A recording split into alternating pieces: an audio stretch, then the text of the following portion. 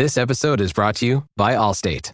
Some people just know they could save hundreds on car insurance by checking Allstate first. Like you know to check the date of the big game first before you accidentally buy tickets on your 20th wedding anniversary and have to spend the next 20 years of your marriage making up for it. Yeah, checking first is smart. So check Allstate first for a quote that could save you hundreds. You're in good hands with Allstate. Savings vary. Terms apply. Allstate Fire and Casualty Insurance Company and Affiliates. Northbrook, Illinois. This episode is brought to you by Amazon. Sometimes the most painful part of getting sick is the getting better part. Waiting on hold for an appointment, sitting in crowded waiting rooms, standing in line at the pharmacy, that's painful. Amazon One Medical and Amazon Pharmacy remove those painful parts of getting better with things like 24/7 virtual visits and prescriptions delivered to your door. Thanks to Amazon Pharmacy and Amazon One Medical, healthcare just got less painful. At your job, do you ever have to deal with a nose roller? How about a snub pulley? Well, if you're installing a new conveyor belt system, dealing with the different components can sound like you're speaking a foreign language. Luckily, you've got a team ready to help. Grainger's technical product specialists are fluent in maintenance, repair, and operations. So whenever you want to talk shop, just reach out. Call, click Grainger.com, or just stop by. Grainger, for the ones who get it done. This is a Find the Edge production of the Premier League Cricket Show. If you haven't already, hit follow or subscribe or whatever you need to do to ensure all new episodes appear automatically in your podcast player. Shall we get to it?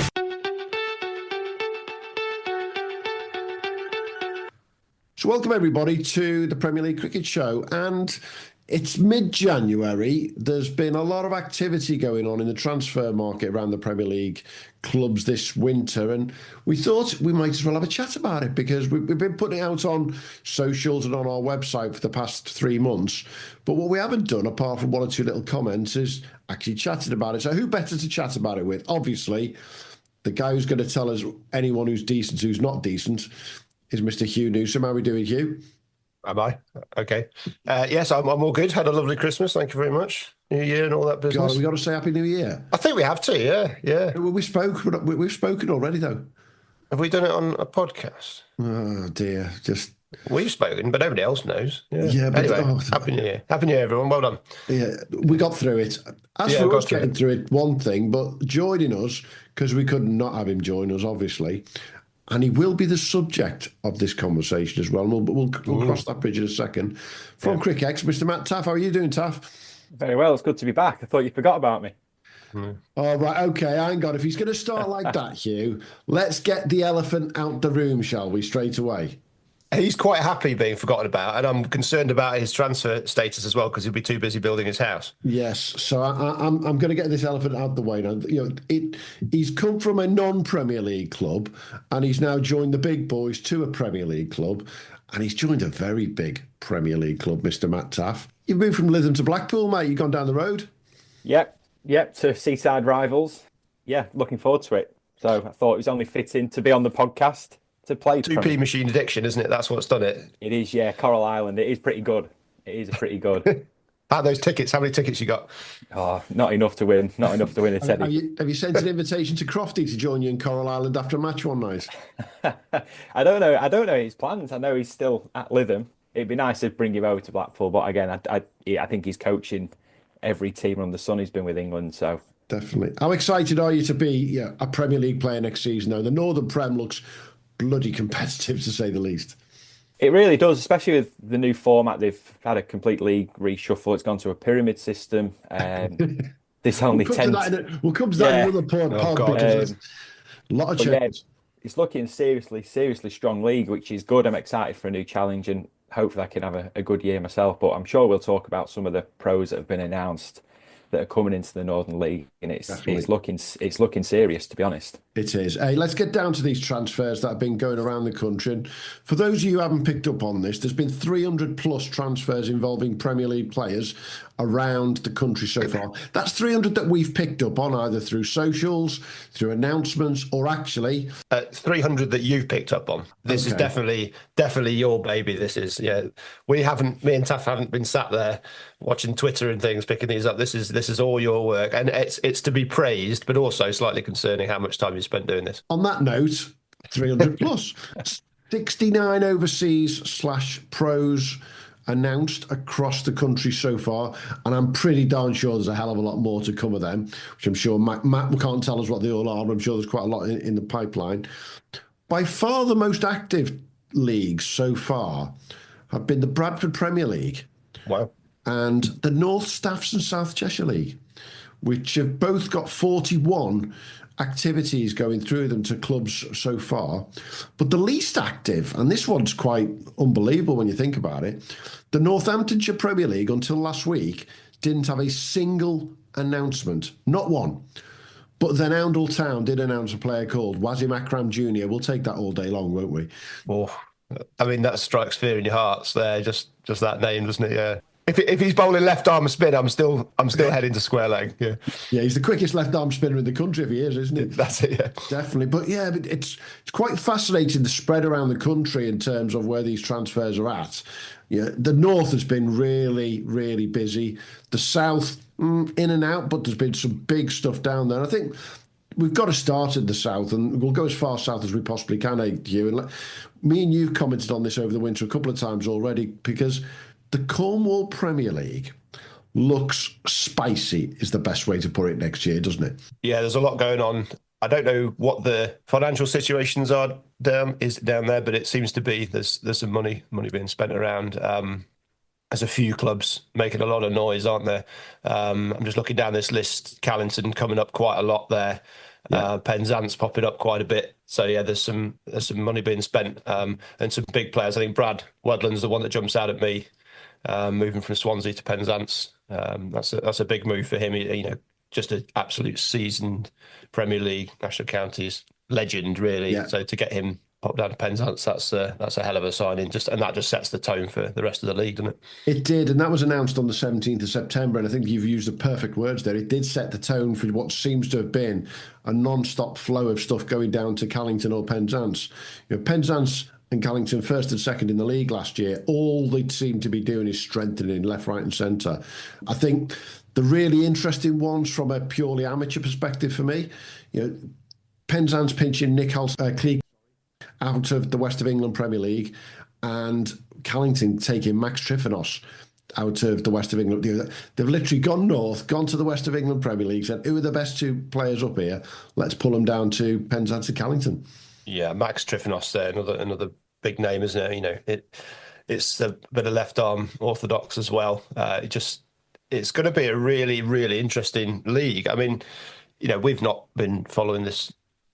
We've been doing it for a couple of years now, and probably that's when we've sort of checked into the Cornwall Prem. So historically, I don't know a huge amount about it, but I think the East Anglia Prem was a big one for us last year. This could be the league to watch. We're straight into it, and this could be a really interesting league. It's just whether the depth's there, isn't it? We end up with a couple of teams just dominating. That's not where the fun is. We need Callington and Penzance to have a few of their own issues to make things interesting, so we could do with a really tight league down there. But yeah, hopefully it'll be a lot of fun. But it looks like it's going to be.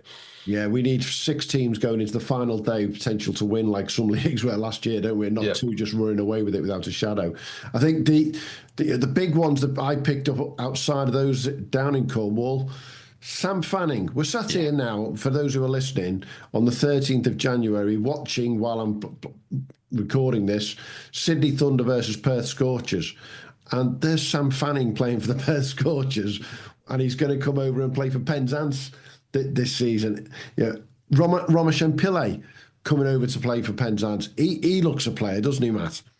Yeah, he really does. We've had quite a high calibre of praise for the lad coming out from South Africa through a couple of contacts. So I'm actually quite excited to see him. He's had a couple of good scores in South African first-class cricket from his debut. So I think he definitely is one to watch, and I think he'll probably make his mark straight away, I reckon. I mean, it's just on Sam Fanning. I mean, what a player he is. I mean, absolute gun first-grade player. And then He's jumping in and out the state team. He's not quite nailed his spot down, has he? But that's like the perfect overseas pro. That guy is hungry to prove himself. So he's going to be a serious player, and you just know he's going to do well. He might, the April Blues. If hopefully the West of England's not going to have the weather they had at the start of last year, but it's I just think he could be up there in national honours.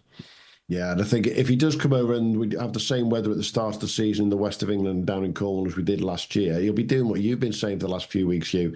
Get me back to Perth. Yeah. It's Without a shadow, it's because last year was not the time for these big name pros to go down to Cornwall and end up sitting on the backside for 6 weeks. It was all it seemed to. You want to be paying these guys coming over and playing and getting runs or taking wickets from day one, don't you, Matt? Yeah, you're really doing. The weather isn't nice for these overseas boys coming over, is it? When they sat there freezing. But no, you want it firing straight away, and then performing straight away because, like you say, it makes good competitive cricket, doesn't it? Absolutely.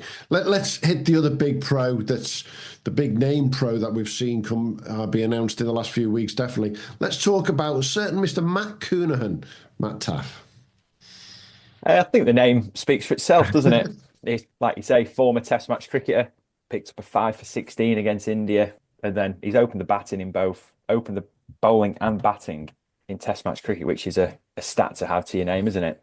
Absolutely. And he's turning up in the Essex League, where our national champions Brentwood play, but he's playing for a promoted side, Fives and Heronians. Now it's not very often you see a promoted side go big on a pro, but not just big, but as you say, a proper top name here, isn't it?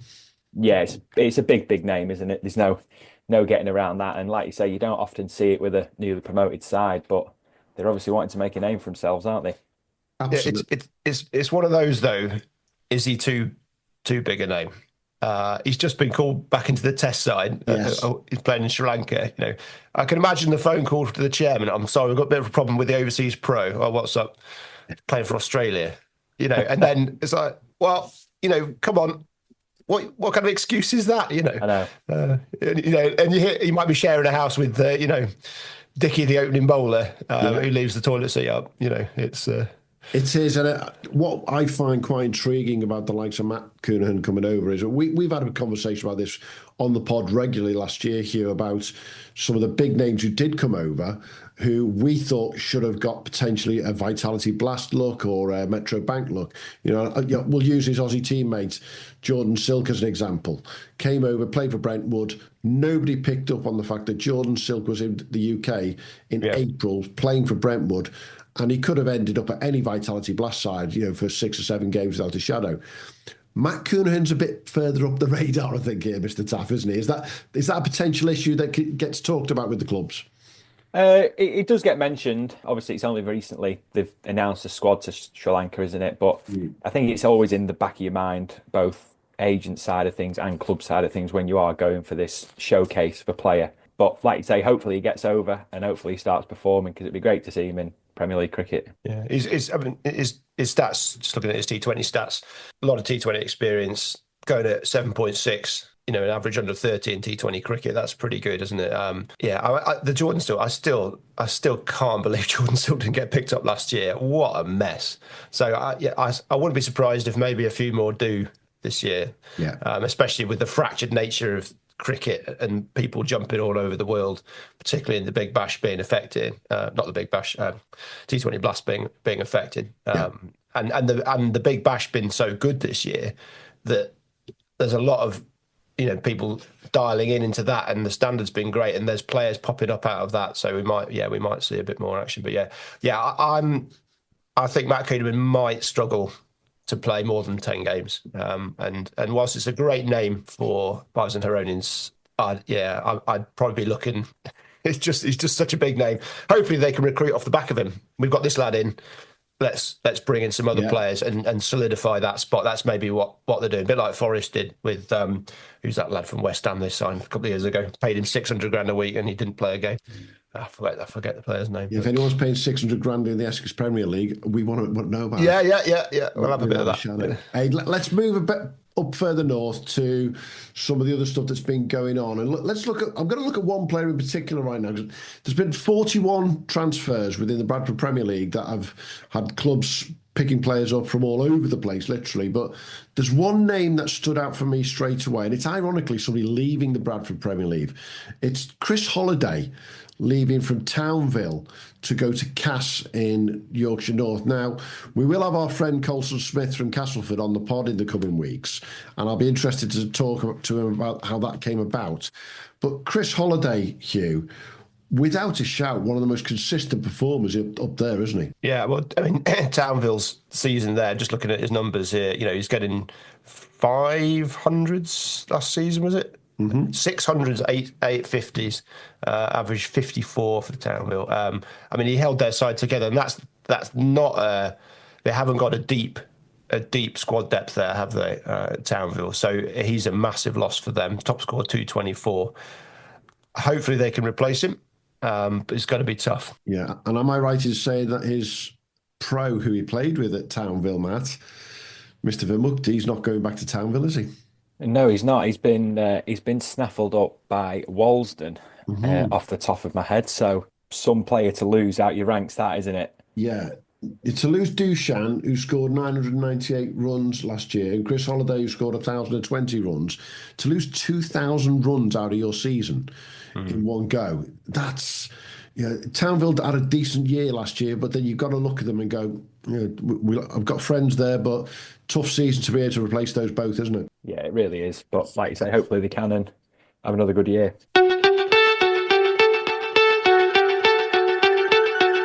This Sporting Planet is the new podcast offering a truly global view on sport. I'm Natalie Sawyer in London. And from Singapore, I'm Edward Russell. On each episode, we'll explore the stories behind the stories from the world of sport. And to help us do that, we'll hear from the athletes themselves and our huge network of journalists across the globe. I'm Todd Harris in the USA, and this Sporting Planet takes you to the heart of the communities behind the headlines. So come and join our sporting tribe by subscribing to This Sporting Planet via your favourite podcast provider. Sports Social Podcast Network.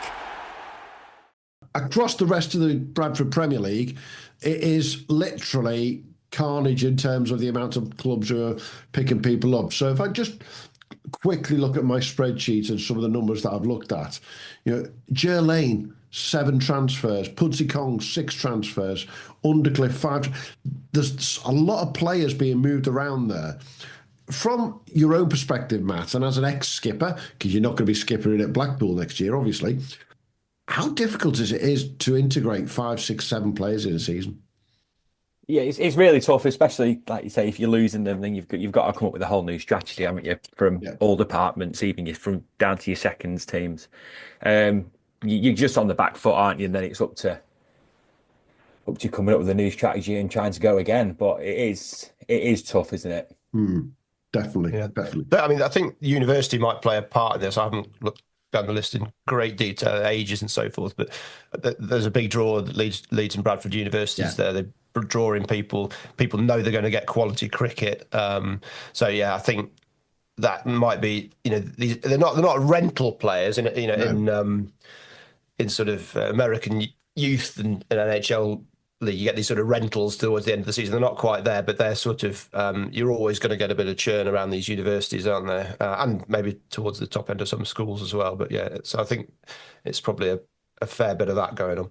Yeah, definitely. And while we're up in that area, let's talk about one of the other pros that has moved. A certain Harpring Singh Bhatia, who was the star at Doncaster last year. Now, when I saw this transfer in December, my first thoughts were, that seemed a strange one. He's gone from Doncaster and he's gone to Hoyland Swain in the Huddersfield League. And then the announcement came last week that the Huddersfield League is now a Premier League. And you could just see exactly where that was all going. And, Hoyland Swain have signed Harpreet. They also have, I believe, a certain Mr. Samit Patel on their books for next season already as well. Wow. They're obviously putting their money where their mouth is, and they want to win that Huddersfield Premier League.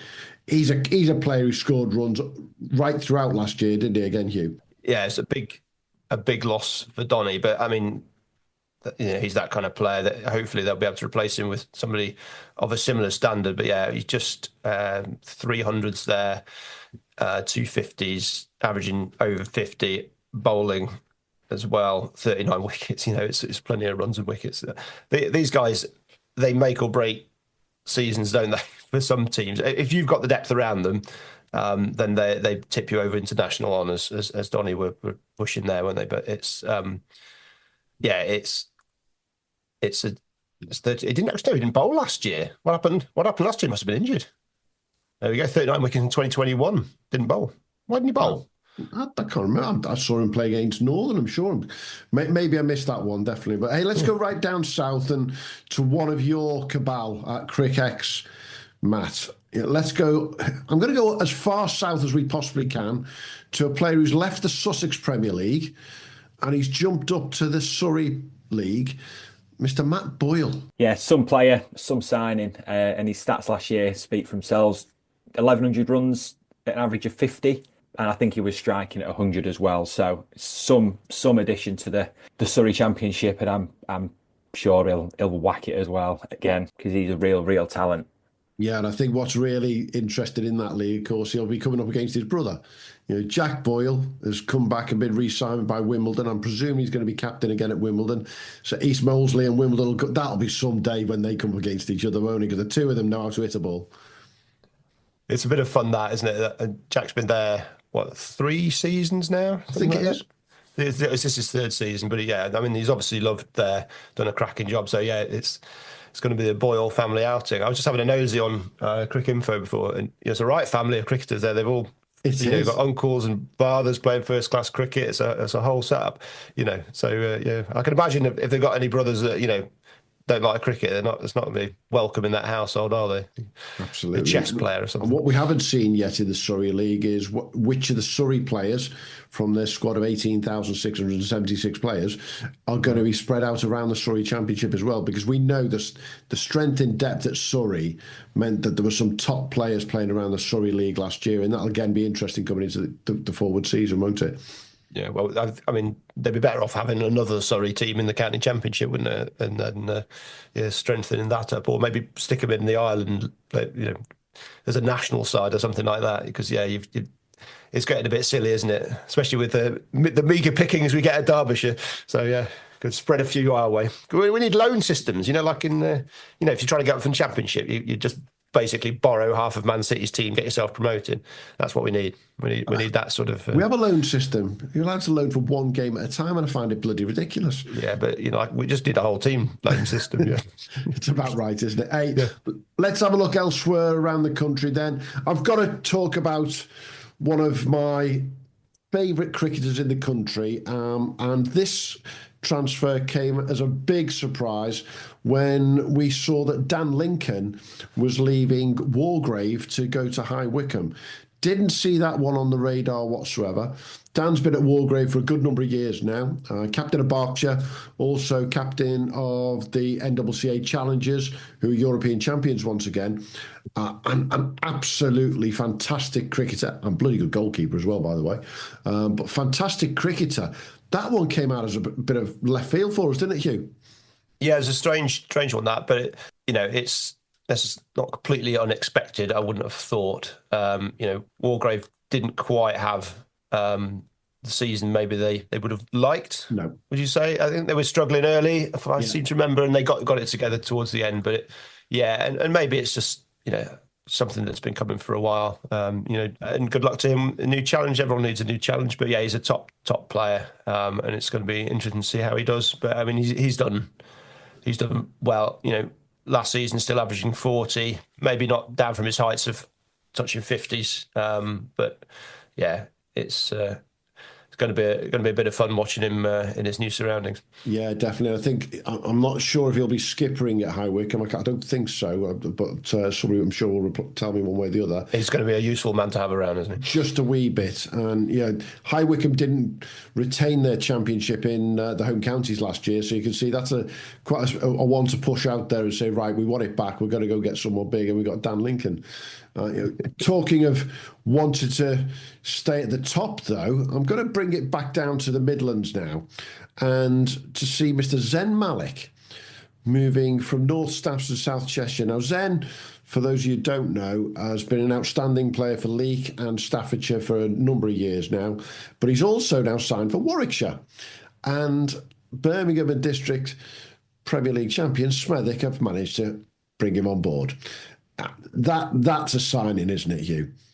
Again, is he going to play? I think he will. Yeah, I don't think he cemented his place in the Warwickshire setup, did he? But hopefully he will, because he's good enough, and it's a lovely story. Yeah, he's really, really kicked on. But yeah, that's a surprising one to me. But I don't know whether Warwickshire, is that an enforced transfer, or is that is that something that's he's just decided to do just to be closer to training and so forth? Yeah, it's an interesting thought. I mean, might have moved house, whatever. But yeah, I mean, that's of all the sort of the non-professional players playing in the country last season, until he got signed, he'd probably be in your top 5, would he? I mean, absolutely. Right up there. To have one of the best Premier League players dropping into one of the best Premier League sides is going to make them pretty strong. Well, he scored 980 runs last year at 65 in 20 Premier League games. He knows on difficult wickets. Absolutely. But talking of moving from one league to another, let's talk about a couple of things that have happened around the Liverpool District League, and Matt Taaffe will be able to talk about these. Louis Babra coming from Papelwick and Limby to Northern. Now, we know Louis is moving house, and that's one of the reasons he's moved north as well. It's not been the big transfer from Nottingham just up to Liverpool, but that's some signing to get Louis up there, isn't it?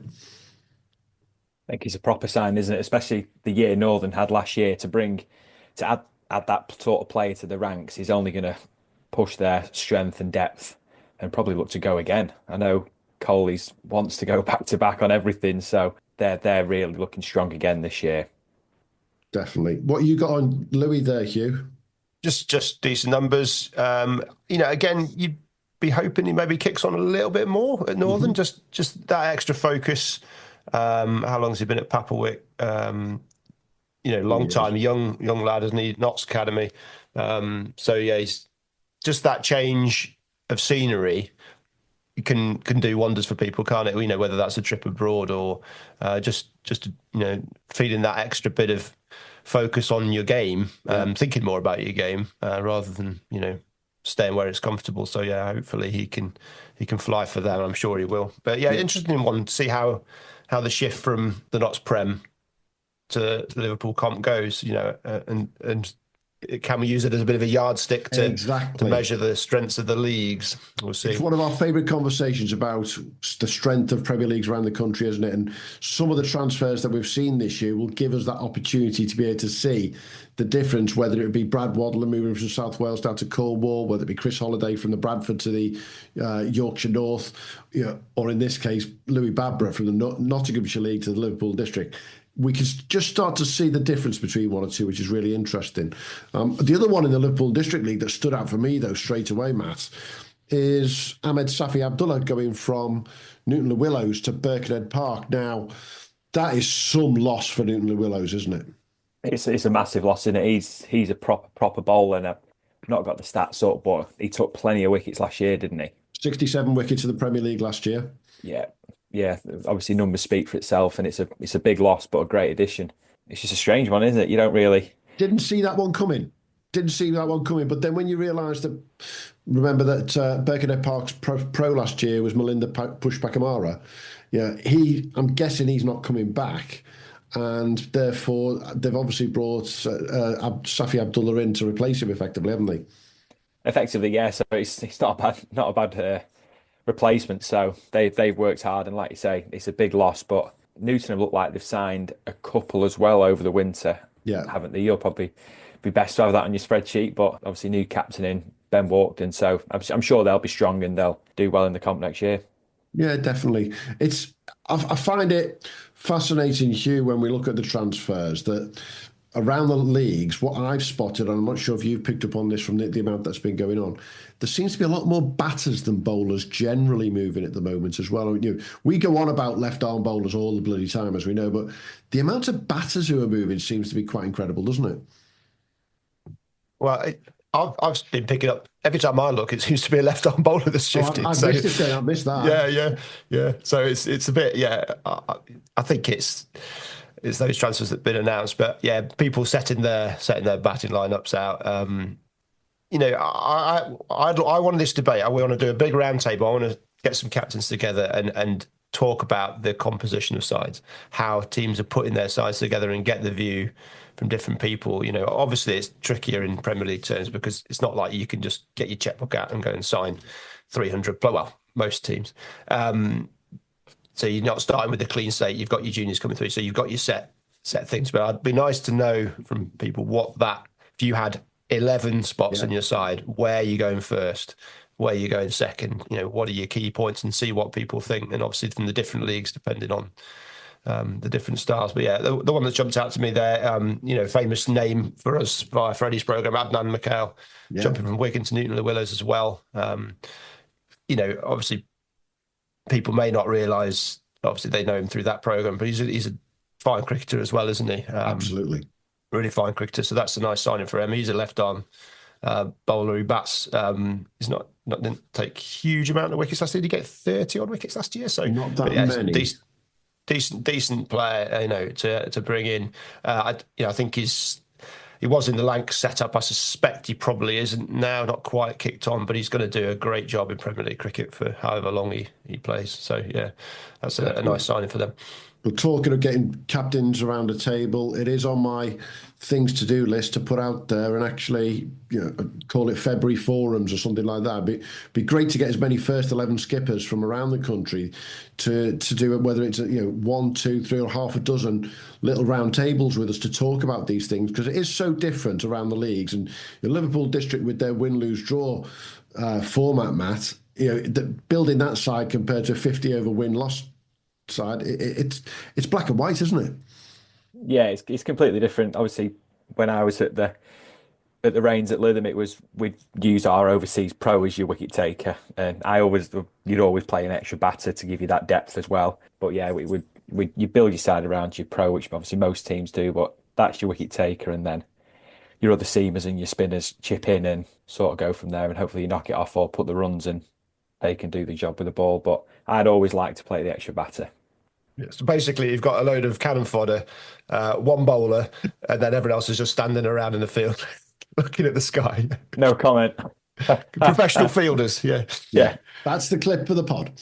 Thank you very much, Gent. Hey, talking of batters, though, there's a guy moving not a million miles from us, actually, from Kimberley Institute in the Nottinghamshire League across to Ockbrook and Borrowash in the Derbyshire League. And I think this is one of the most exciting ones to come into our own local league, Hugh, with Zimis Deploy moving across. Again, left field, didn't see that one happening in the slightest. Zimis seemed very settled at Kimberley, but that's quite a signing for Ockbrook, isn't it? Yeah, it's an interesting one, that. I mean, it's literally, 10 minutes down the road, is it? Or 15 minutes down the road, so it's not far. But yeah, it depends how busy he is with his European cricket adventures. And that's surely that's the main sort of focus for Zimis this year rather than Premier League cricket. Yeah. Well, I know the guy who coached Hungary in the European Cricket Championship, Mr. Tom Jones, will be wanting Zimis to play for him as much as possible without a shadow. But there's not been much going on in the Derbyshire League generally, has there? I'm hanging around indoor cricket centres, yeah, but hang on, we're not talking rumours, we're talking about actual. Well, that's right. I'm hanging around indoor cricket centres, and I do have a DBS check, and I do have a child there, so I'm not just hanging around for fun. But yeah, I've heard a fair bit, but nothing. You hear this is happening, that's happening, this person's signing, this person's doing this, as you do. But no, nothing much in the way of concrete. Nothing that I would want to broadcast currently. Absolutely. But yeah, there's a bit going on.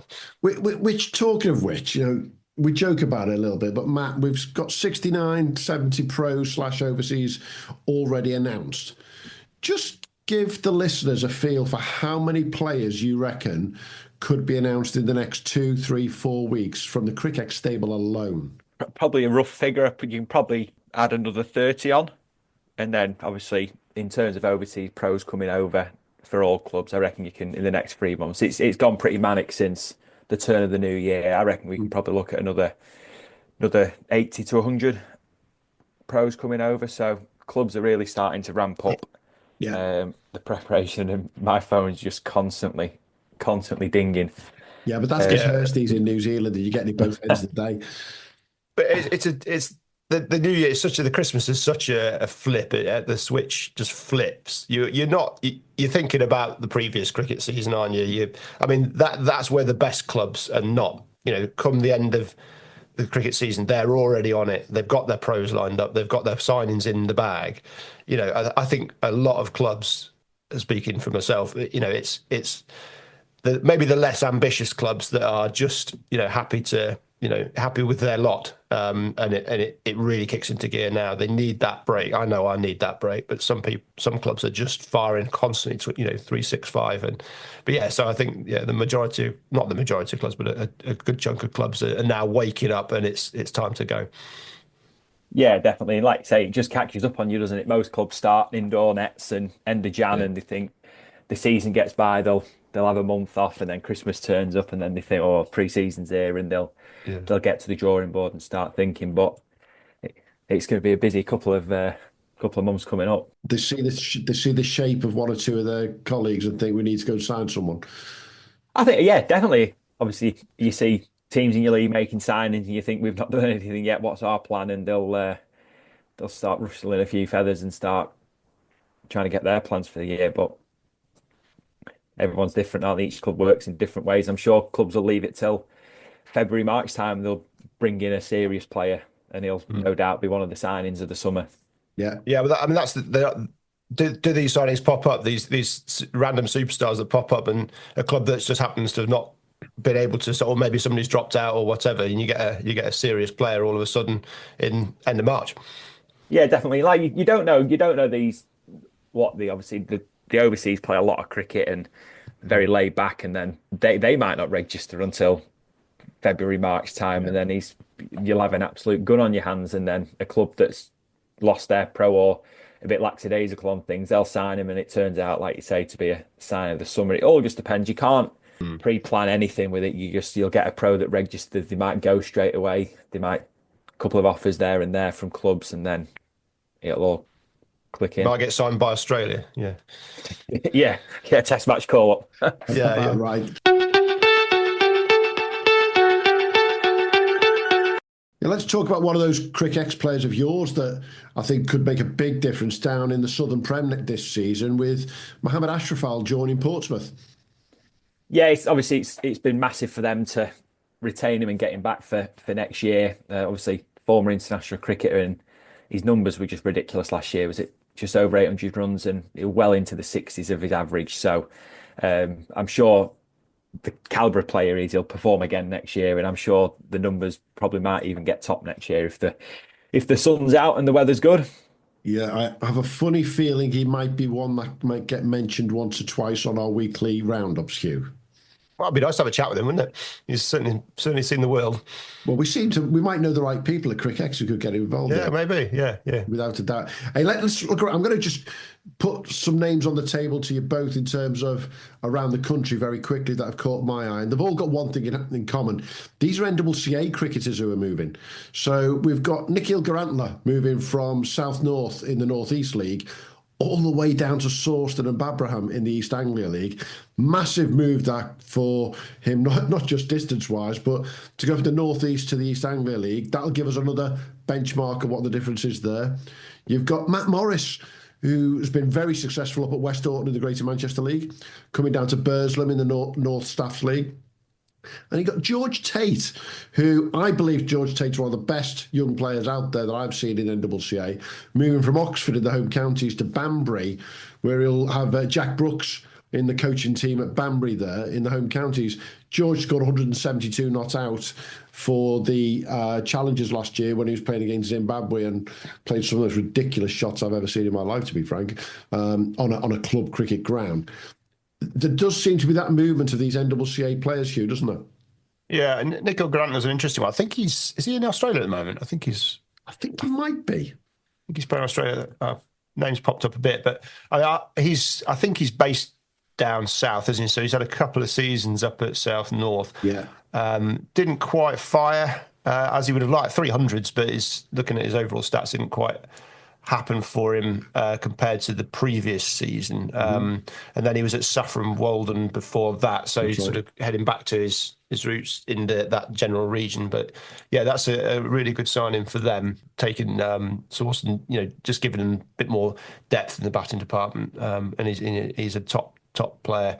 I mean, that league mates at Great Witchingham been doing a bit of business as well, haven't they? There's a few players lurking in there, and I reckon there's more to come at Great Witchingham. Well, I did speak with Dan Heath, who was skipper at Sawston and Babraham last season. He's stepped down now for this year.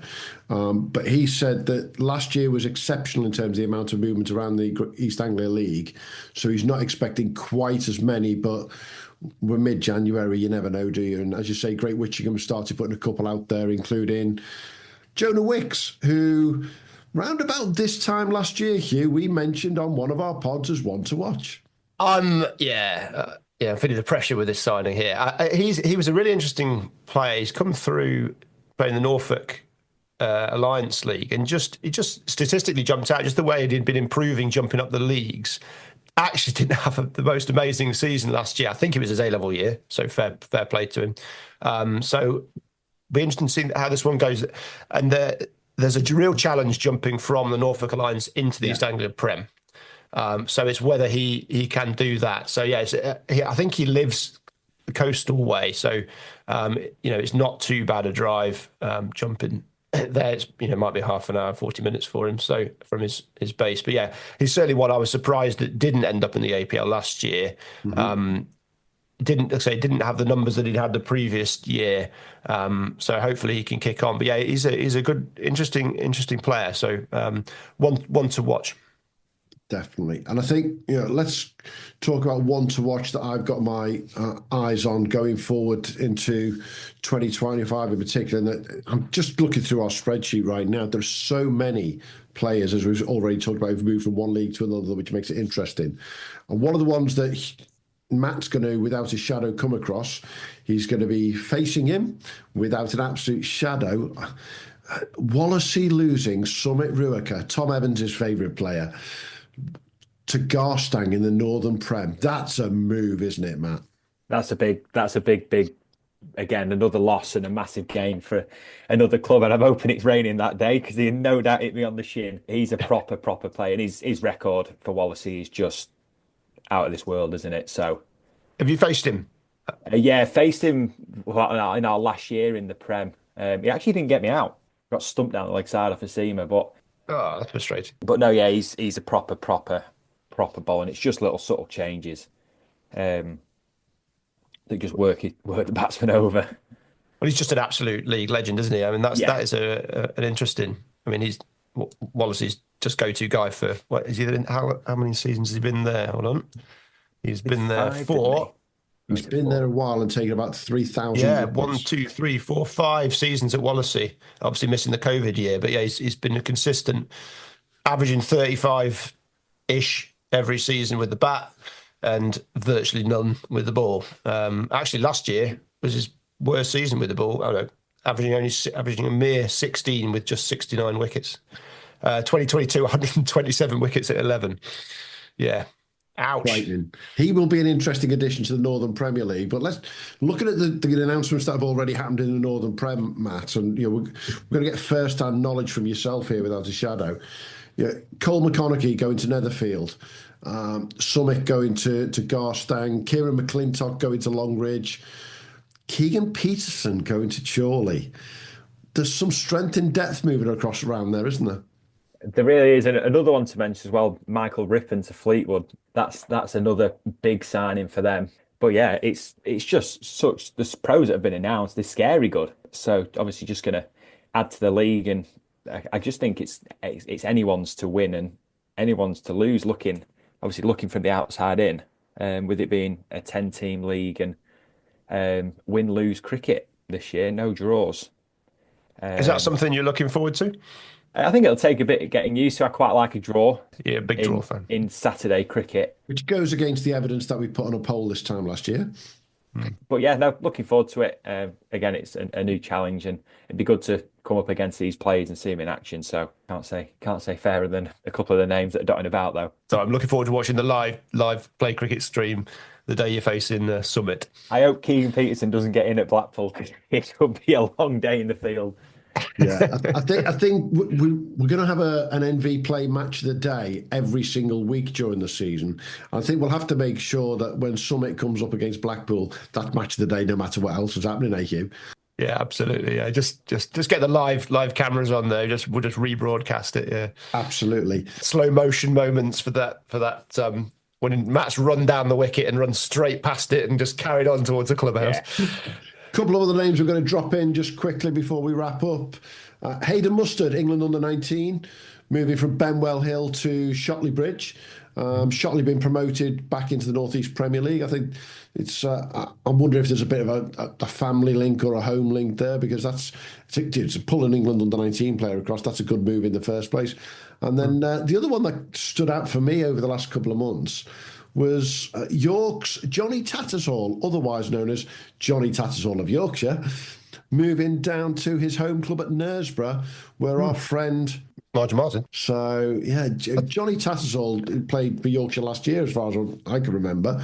That's a big move to move down to Knaresborough, and I think again, the older pros, inverted commas, shall we call them, they like to go back to their home club and play around them, don't they, Matt? Yeah, they do. Like you say, you see it so often, don't you? Them heading back. So no real prize there.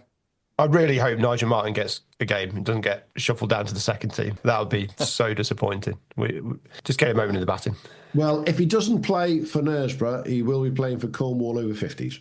Yeah. And we will follow his progress there, because the one thing we do know, and having seen him in action on the stream, he is as fit as anybody else in that bloody club, and he's up there without a shadow. And he can't run, so yeah. Exactly. But, so we're only in mid-January. We've got another 3 months to go before the start of the season. It's around about 90-something days to the start of the season in some leagues. A bit longer for the ones down south who don't start until May. Still can't get our heads around that. Although, look what's happened in the Northern League, Matt. You've gone down to 10 teams, but you've still managed to fill the calendar. I know the first 6 weeks are cup games, aren't they? And then cup games, pink ball, and then it goes into the league mid-May. So I'm just turning up and playing cricket. Go on then, Ian, tell us about this format shift, or Matt. Come on, we need to know, because I think there's a lot of format tinkering going on, isn't there, amongst the leagues in the last couple of seasons. So, explain in detail. From what I've heard, I've not got the ins and the outs fully yet. Obviously, it was such a wet start to the year last year, and I think the Northern League was delayed by 2 weeks, and it just put on the backlog of all the League Cup that they do as well. So I think to eradicate any Saturday league cricket, I think they've just pushed that first 5-6 weeks to integrate that cup competition, and then just start the league after. And especially with losing from a 12-team to a 10-team league, it's allowed them that flexibility to do it. So it's part of the pulling together of the new pyramid system, though, as well, isn't it? Where last year, if you remember, Hugh, the Northern League was 13 teams. As you're trying to accommodate people. Now they've got a top of 10, and the second of 10, I believe, isn't it, Matt? And it's pulling together those leagues that are coming together all in one go and creating a new, effectively what I describe as let's get it right, the west side of the Pennines, doing what's happened in Yorkshire with the 4 Premier Leagues coming together, now the 5th with the Huddersfield League, and actually breaking it out that way, rather than separate leagues doing their own thing effectively.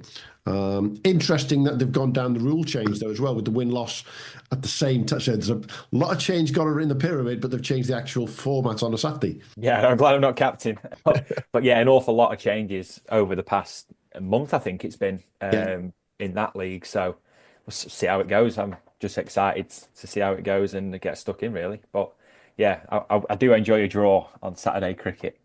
Maybe blocking out for a draw. I mean, one of the things with Summit Ruakar being able to bowl, he was able to bowl unchanged basically for 30 overs. So I assume you're limited to 10 overs.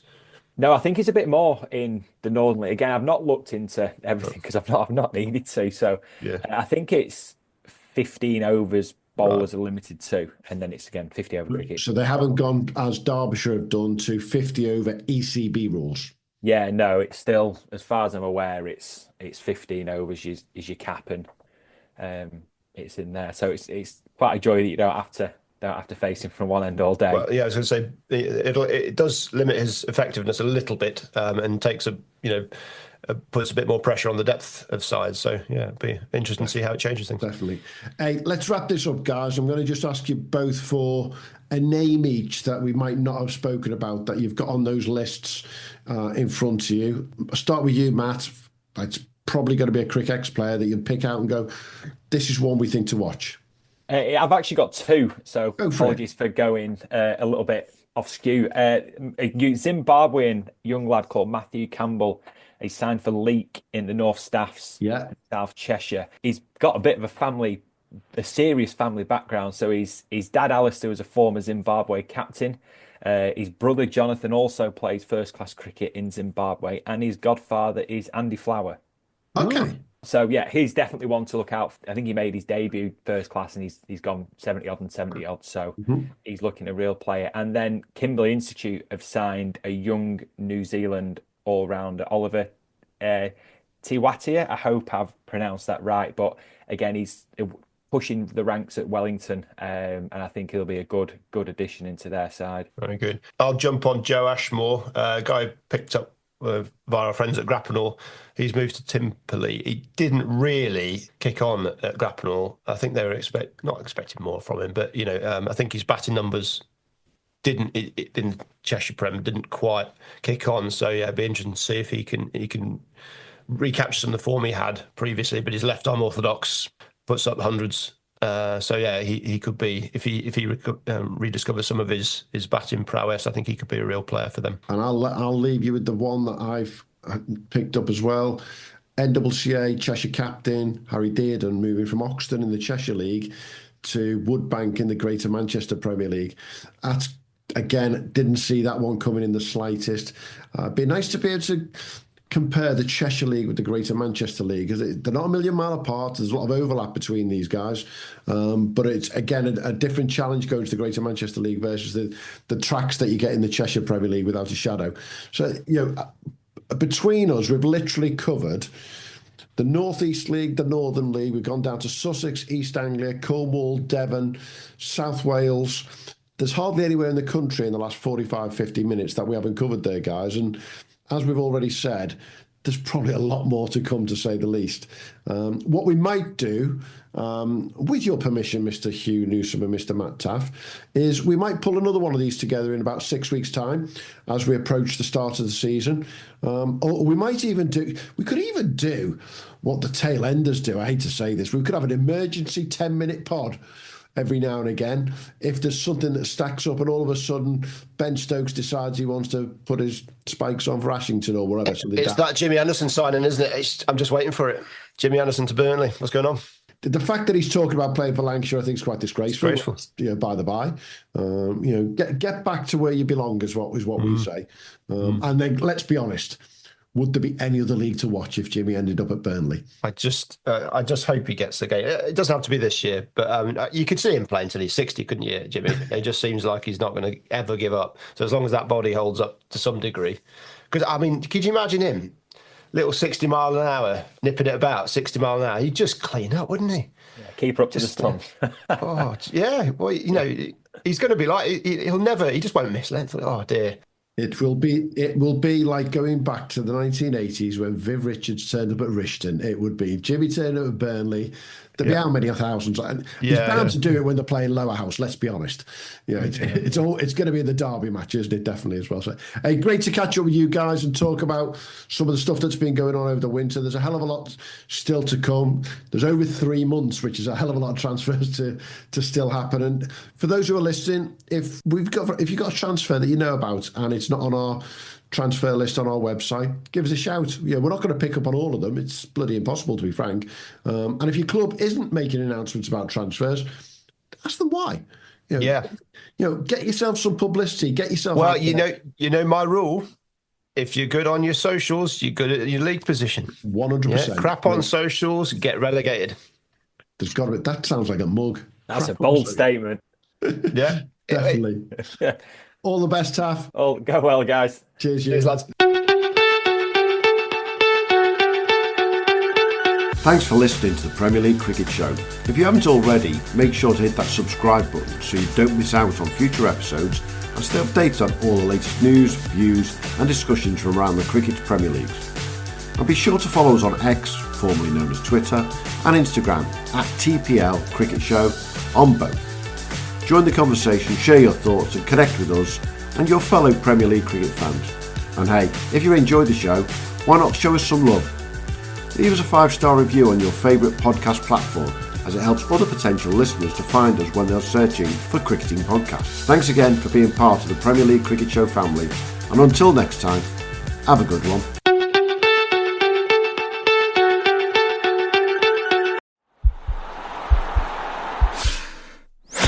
This podcast is part of the Sports Social Podcast Network.